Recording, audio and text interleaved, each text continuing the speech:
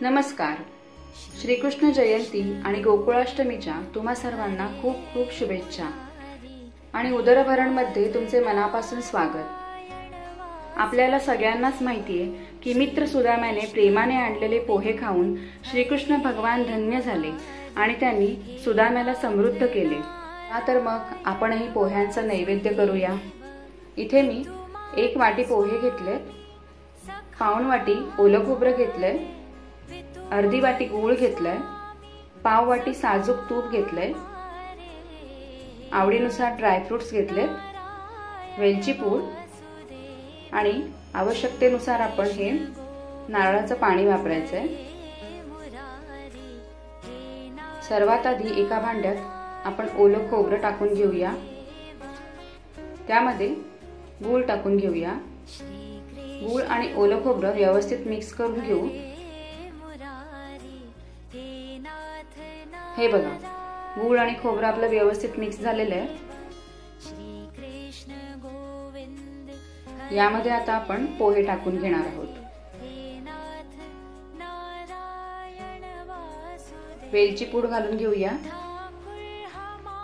हे सुद्धा आता आपण व्यवस्थित मिक्स करून घेऊया. ओलं खोबरं, गूळ, पोहे, वेलची पूड अशी छान मिक्स करून झालेली आहे आपली. इथे आता आपण नारळाचं पाणी थोडं शिंपडून घेणार आहोत. अगदी 1 चमचाभर नारळाचं पाणी टाकलंय. व्यवस्थित मिक्स करून घेऊ. हे मिक्स करून आता आपण बाजूला ठेवूया आणि एका भांड्यात तूप गरम करून घेऊया. या तुपावर आपले जे ड्रायफ्रुट्स आहेत ते आपण परतून घेणार आहोत. मंद आचेवर आपले हे ड्रायफ्रुट्स परतून झालेले आहेत. आता हे आपण गरम गरम पोह्यांवर टाकणार आहोत. पोह्यांच्या या प्रसादाला काही ठिकाणी पंचक किंवा पंचक जाया असेही म्हणतात.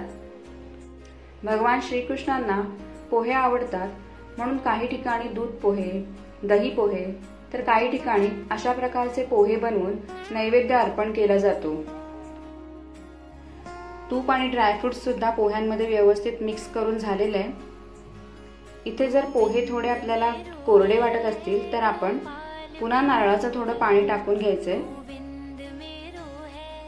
फार जास्त ओले करायचे नाहीयेत पोहे आपल्याला, कारण जसा जसा वेळ जाईल तसं तसं गूळ आणि खोबऱ्याच्या ओलाव्यामुळे पोहे आपले सॉफ्टच होणार आहेत.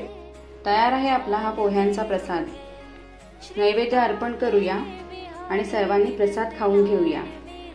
रेसिपी ट्राय आणि शेअर नक्की करा.